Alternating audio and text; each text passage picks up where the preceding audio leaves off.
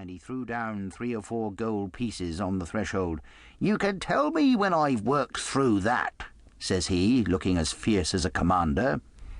And indeed, bad as his clothes were, and coarsely as he spoke, he had none of the appearance of a man who sailed before the mast, but seemed like a mate or skipper, accustomed to be obeyed or to strike.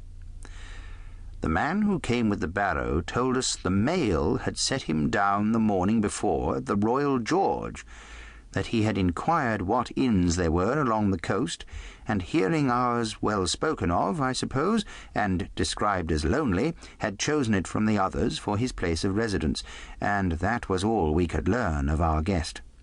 He was a very silent man by custom. All day he hung round the cove or upon the cliffs with a brass telescope.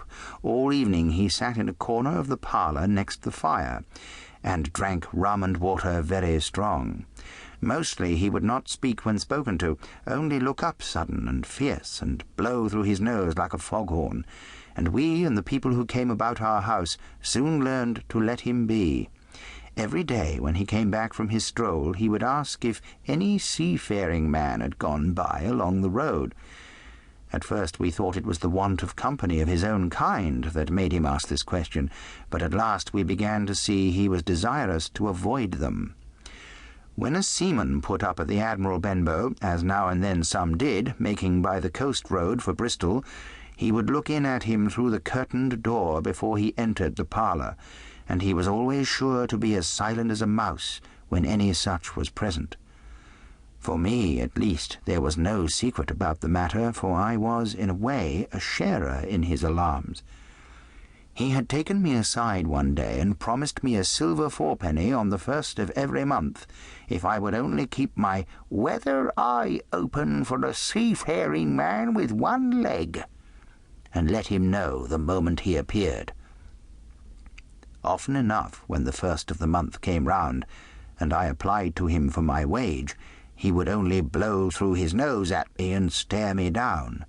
But before the week was out he was sure to think better of it, bring me my 4-penny piece, and repeat his orders to look out for the seafaring man with 1 leg. How that personage haunted my dreams I need scarcely tell you. On stormy nights, when the wind shook the 4 corners of the house, and the surf roared along the cove and up the cliffs, I would see him in 1,000 forms, and with 1,000 diabolical expressions. Now the leg would be cut off at the knee, now at the hip. Now he was a monstrous kind of creature who had never had but the 1 leg, and that in the middle of his body. To see him leap and run and pursue me over the hedge and ditch was the worst of nightmares. And altogether I paid pretty dear for my monthly 4-penny piece in the shape of these abominable fancies. But though I was so terrified by the idea of the seafaring man with 1 leg, I was far less afraid of the captain himself than anybody else who knew him. There were nights when he took a deal more rum and water than his head would carry, and then he would sometimes sit and sing his wicked old wild sea-songs, minding nobody. But sometimes he would call for glasses round and force all the trembling company to listen to his stories or bear a chorus to his singing. Often I have heard the house shaking with yo-ho-ho and a bottle of rum, all the neighbours joining in for dear life, with the fear of death upon them, and each singing louder than the other to avoid remark. For in these fits he was the most overriding companion ever known.